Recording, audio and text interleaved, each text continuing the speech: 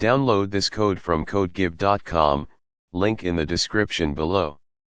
Finding empty or NaN entries in Pandas DataFrames, a comprehensive guide.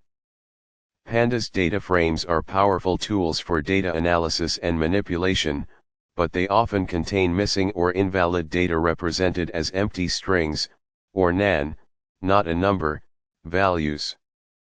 Identifying these missing values is crucial for data cleaning, pre-processing, and ensuring the accuracy of your analysis. This tutorial provides a detailed guide on how to find empty or NaN entries in Pandas DataFrames, covering various techniques and considerations. Understanding empty strings, NaN, and none in Pandas.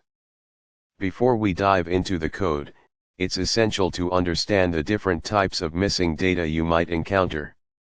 *NaN, not a number, a special floating point value representing missing numerical data.